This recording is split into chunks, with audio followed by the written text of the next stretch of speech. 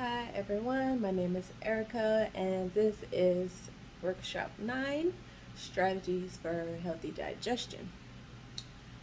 Alright, so do you know that popular phrase that everyone says, you are what you eat? Well, actually, more specifically, it's more like you are what you eat, digest, absorb, and then eliminate. That's our digestive process of the human body. Well, any digestive system. Um, where do you think digestion begins? Yeah, well, actually, those are all good guesses, but it begins in the brain. So, to get deeper into this, let's do a little exercise. So, everyone, just close your eyes and imagine that you have a lemon in your hand. Okay. And you're going to cut into that lemon. And juices are going to come out. Put the juices into a cup. And then you're going to go ahead and take a sip of that juice. Does anyone want to tell me what you're feeling? Yeah, your mouth might water. Yeah, and this is your brain beginning to try to digest this food. Before you even take a bite of food, your brain is at work getting everything started. You have hormones inside your body that tell you that you're hungry, so that's going to begin digestion. Um, and then when you actually eat, your brain is still working to help the digestive process keep going. All right.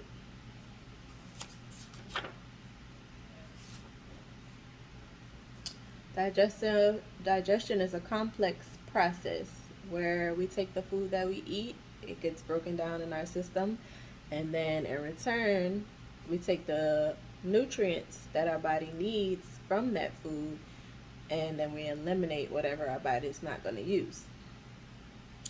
Digestion is heavily influenced by our environment as well. What are some places that you normally eat? Yeah, a lot of us eat in our car. We're so busy. We no one really said you sit down and eat at a table too often. You might be doing work, you might be on the internet. It's it's probably a stressful situation because we have so much that we have to do. But all of these activities end up negatively affecting our digestion. And that is because we're constantly in our sympathetic. We want to be in our parasympathetic system. So we have our sympathetic system here,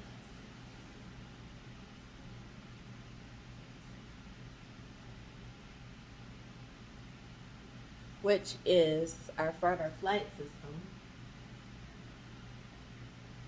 And that's like, back in the day when we were cave people, we're fighting for our life. And say you see a big tiger coming at you, you're going to switch over to your sympathetic system because you want to stay alive. And in this system, our saliva is going to decrease, our digestive enzymes are going to decrease because we don't have time to be digesting food right now while we're trying to stay alive. Also, are the things that help to churn our food in our stomach, our peristalsis is decreasing because we don't need this. Our heart rate is increasing,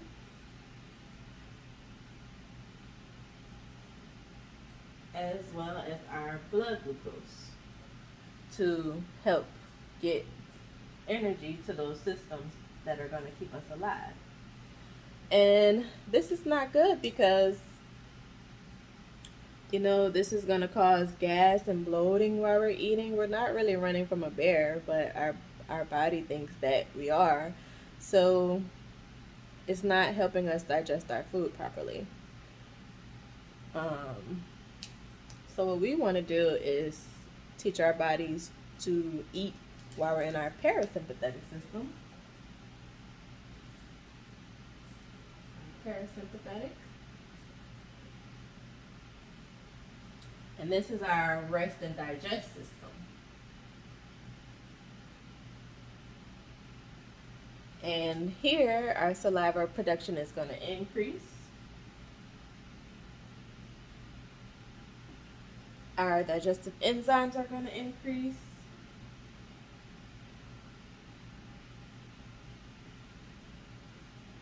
Our peristalsis is increasing. And our heart rate is decreasing because we're calm. We are not trying to, run away for our lives. All right.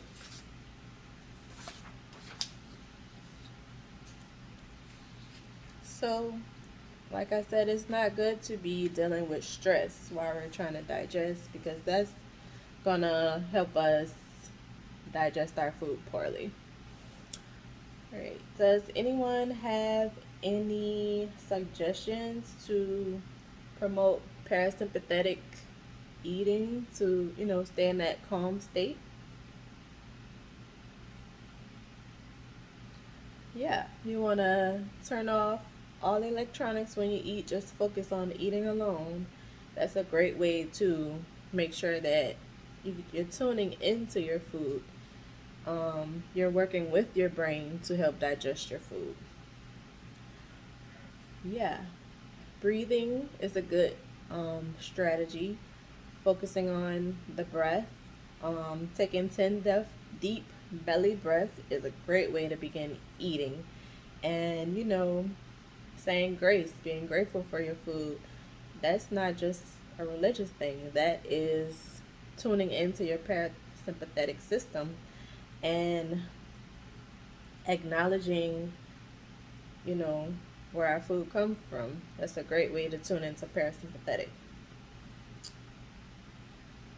Yeah, you can put your fork down in between each bite. Take, I think it's 25 to 35 chews between each bite. Slow down. Yeah, you want to limit drinking while you're eating if you can. Drink in between your meals if you can. That's another way. Uh, Avoid talking if you can. Just being observant of your food is a great way. Yeah.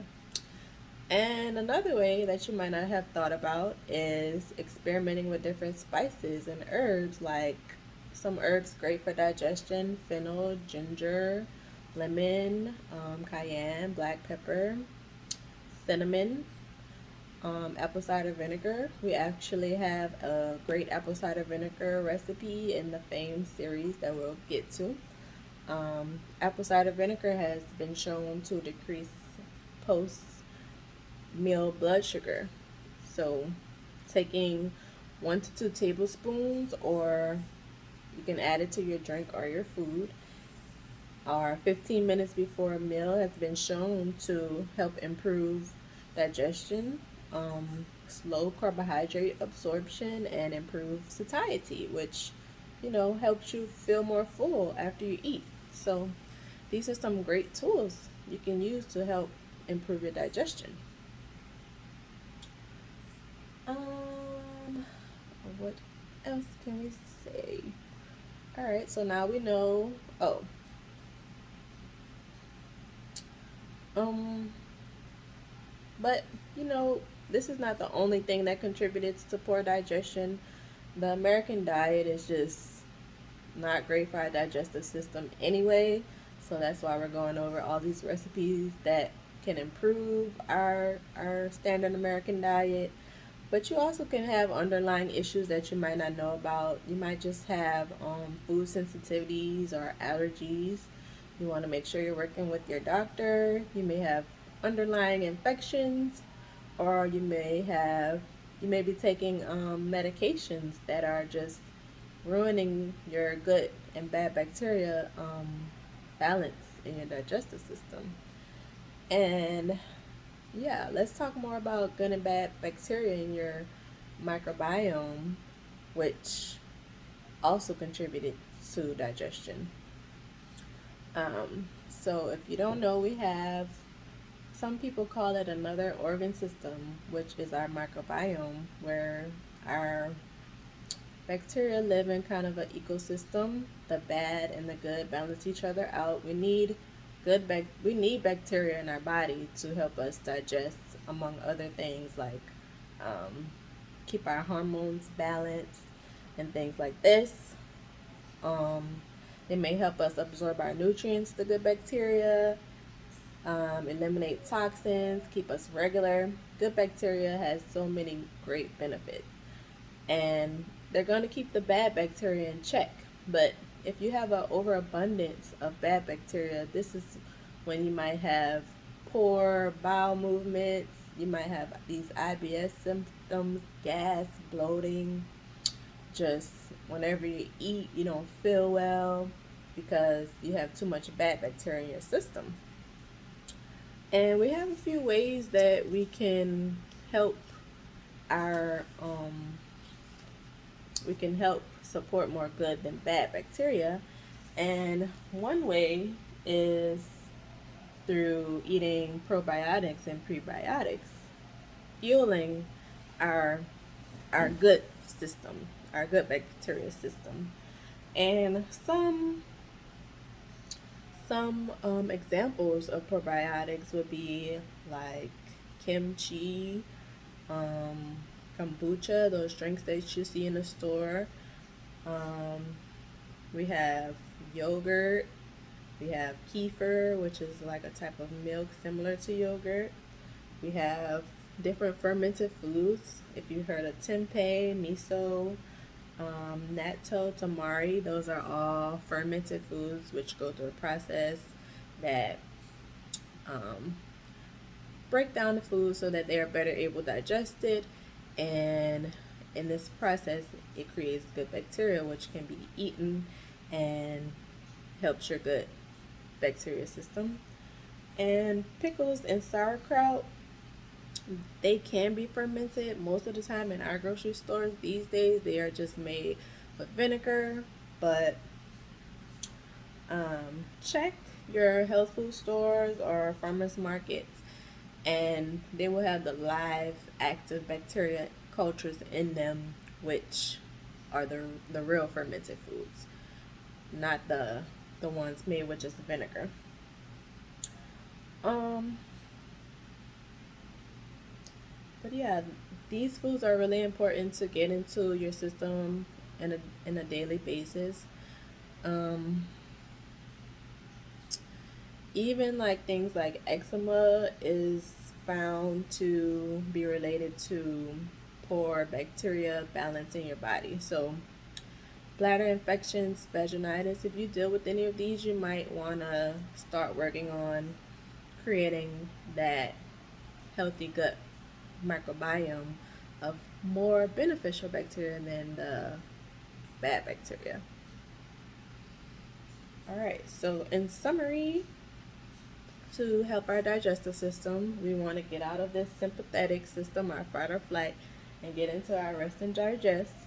And we want to eat more fiber. More fiber as well helps with our healthy bacteria, and foods that include fiber, fruits and vegetables, um, beans, whole grains, um, and foods like Jerusalem artichoke, jicama, and chicory root. They contain inulin, which is another type of fiber that supports healthy gut bacteria.